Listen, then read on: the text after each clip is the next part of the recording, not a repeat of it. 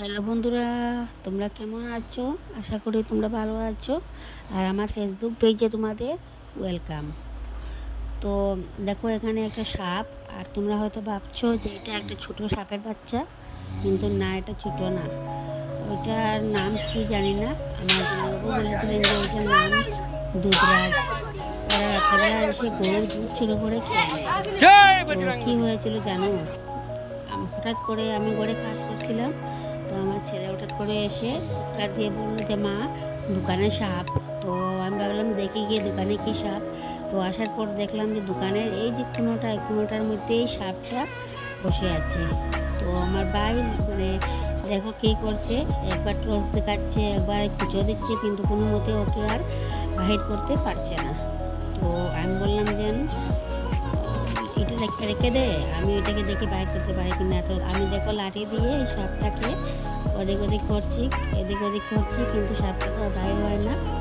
তারপর অনেক কষ্ট করে আমি লাঠি দিয়ে সাপটাকে বের করে নিয়ে এসেছি। কিন্তু দেখো এখানে ভাই কী করছে, সাপটাকে অনেক সময় অনেক লড়াচড়া করার পর নাচানাচি করছে সাপটা। তার জন্য দেখো ভাই ওটাকে এইভাবে ধরে রেখেছি, আর আমি দেখো ওকে লাঠি দিয়ে এইভাবে করছি। আর হয়তো তোমাদেরকে আমি দেখাতে পারছি না যে সাপটা হাঁ করে লাঠিটার মধ্যে কামড়ে দিচ্ছে। তো অনেক মারামারি করছে, কিন্তু মরে নাই। কী হয়েছিল জানো? আর এই যে দেখছো আমি বাঁশ দিয়ে সাপটাকে যে নাড়াচাড়া করছি, আর এই বাঁশটার ভিতরে এই সাপের মা বাবা হয়তো এসে বাসা বানিয়েছিল। আর হয়তো এটার ভিতরে আরও সাপের বাচ্চা ছিল, কিন্তু আমি তো জানি না যে এটার ভিতরে সাপের বাচ্চা আছে। আমি তো এটা দিয়ে দেখো হঠাৎ করে সাপের বাচ্চাটা বেরিয়ে আসলো, আর আমি লাঠিটা ছুঁড়ে ফেলে দিলাম। তো দেখো একটা নয়, দুটো সাপের বাচ্চা। আজ হয় 3 থেকে 4 মাস হয়ে গিয়েছে, দোকানটা পরিষ্কার হয় নাই। তো তার জন্য দোকানটা বন্ধ ছিল। আর হয়তো সাপ এসে এখানে বাসা বানিয়েছিল, ওদের সংসার ওরা বানিয়েছিল, ওদের দুটো ছোটো ছোটো বাচ্চা ছিল।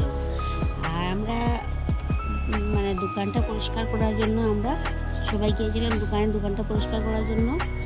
তো দোকানটা পরিষ্কার করতে করতেই এই সাপের এই অবস্থা। সাপ বেরিয়ে দেখতে পাচ্ছ, লাঠি থেকে সাপটা বেরিয়ে এসেছে। আগেরটা তো এখানে চলে যাচ্ছে, এটা একটা সাপ। তো ওখানে নিয়ে আসার পর আমি ধুম ধুম করে সাপকে মারছি। আর আমার ছেলের অবস্থা দেখো কী করছে।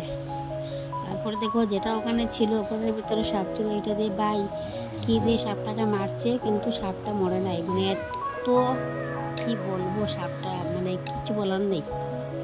তো খুব কষ্ট করে সাপটাকে মারা হয়েছিল। এখন ভাবো তোমরা, এটা ছোটো সাপের বাচ্চা, যদি সাপ বড় সাপটা আসতো তো কী অবস্থা হতো।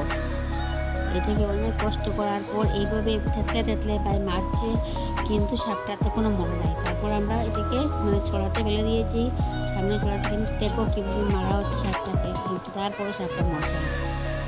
কিন্তু কিছু করার নাই, হয়তো একটা প্রাণ আমরা হয়তো প্রাণটাকে আমরা মেরেছি, হয়তো আমরা পাপ করেছি, কিন্তু কিছু করার নাই। যদি ভিডিওটা ভালো লাগে পাশে থাকো।